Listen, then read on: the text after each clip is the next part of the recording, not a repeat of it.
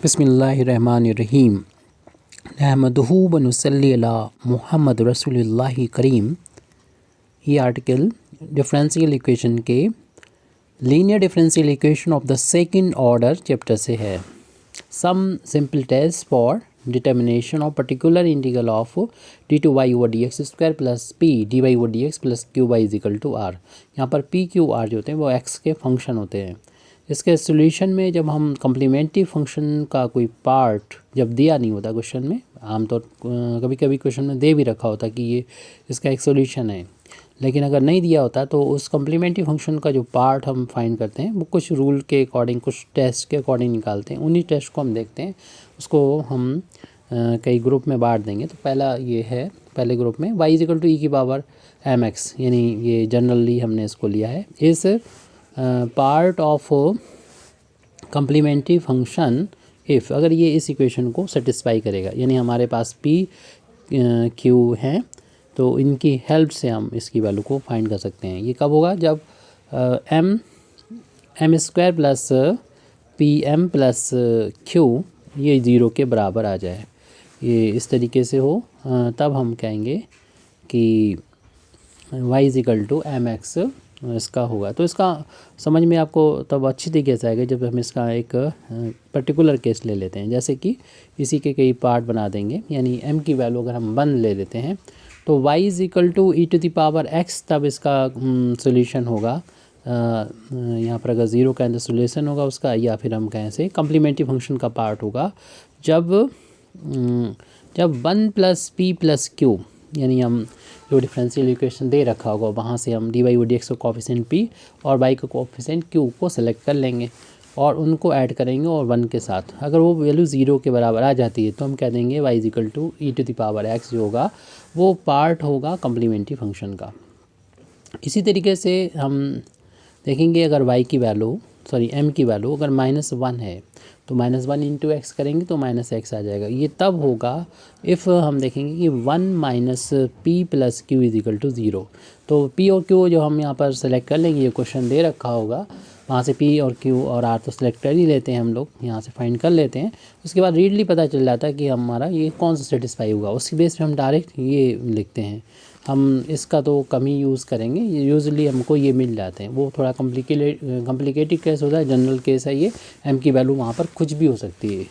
तो हम ज़्यादातर देखते हैं हमारा ये 2-3 से काम चल जाता है, यानी ये 3 हमने कर रखे हैं। y इज इक्वल टू अगर e की पावर 2x होता है तो ये सभी जो है वो इसी फार्मूले से ही निकले हैं, क्योंकि 2 का जब यहाँ रखोगे आप तो 2 का स्क्वायर हो जाएगा और फिर उसके बाद में 2p हो जाएगा प्लस का q हो जाएगा। लेकिन अगर हम यहाँ पर 2 का स्क्वायर 4 से डिवाइड कर देंगे तो इसका फार्म इस तरीके से आ जाएगी। इससे मैच करती हुई फार्म बना ले रहे हैं 1 प्लस 1/2, यानी फर्स्ट टर्म को 1 बनाने के लिए ये 2 रखा था हमने, 4 बन गया, तो 4 से डिवाइड कर दिया तो ये फार्म बन जाएगी 1/2p और plus 1/4 q is equal to 0 होगा। 0 इतना आ जाता है, ये वैल्यू ये सेटिस्फाई हो जाती है इक्वेशन, तो y इज इक्वल टू ई की पावर 2x इस डिफरेंशियल इक्वेशन के कम्प्लीमेंट्री फंक्शन का एक पार्ट हो जाता है। अब इसको ये एक ग्रुप हो गया जो e की पावर mx की फार्म में था। अब हम दूसरा ले लेते हैं सेकंड में हम ले लेते हैं y is equal to x to the power m is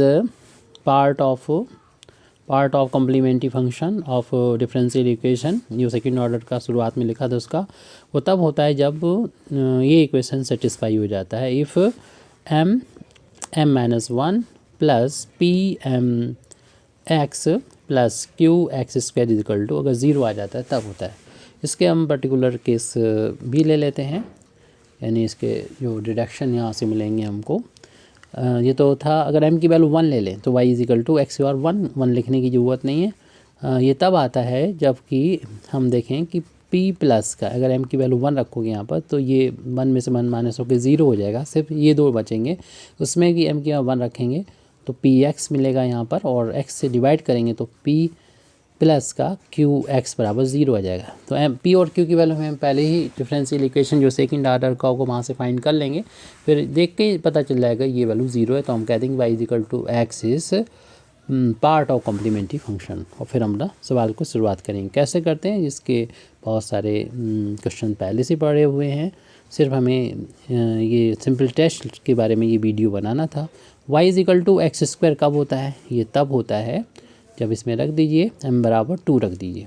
m की जगह पर जब 2 रखेंगे यहाँ पर, तो 2 रखने पर ये वैल्यू 2 के इक्वल आ जाएगी। यहाँ 2 रखने पर यहाँ पर तो कुछ रखना नहीं, तो आ जाएगा 2 इफ़ ये सॉल्यूशन तो तब होगा कॉम्प्लीमेंट्री फंक्शन का जब ये होगा 2 प्लस का 2px प्लस का q(x²). इसी तरीके से आप और भी बना सकते हैं, लेकिन हमें कुछ को तो डायरेक्ट एक बार नज़र डाल देनी चाहिए ताकि हम रीडली पहचान सकें कितना है।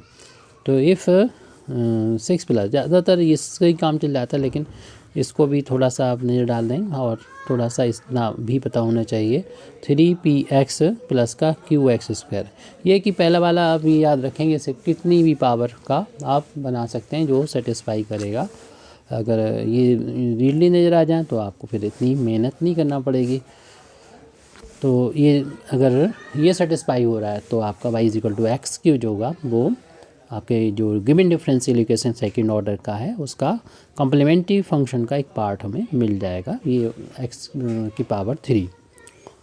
तो इस तरीके से तो इन दोनों फार्मूले में आप जितनी पावर चाहें वो m की ऐसे कितनी भी वैल्यू रख सकते हैं, यहाँ पर भी इसी तरीके से और बना सकते हैं। लेकिन ज़्यादातर हमें शुरुआत के ही जो कुछ वैल्यू हैं इसमें, तो जैसे कि पहली दूसरी वैल्यू ज़्यादा यूज़ होती है और इसमें ये वैल्यू होती है, और जो कॉम्प्लिकेटेड क्वेश्चन होते हैं उनमें इनकी वैल्यू यूज़ होती है, और फिर इससे ज़्यादा तो चांस कम ही रहते हैं। तो या फिर इसमें गिवन होती है वैल्यू। बाखिर दावाना अल्हम्दुलिल्लाहि रब्बिल आलमीन।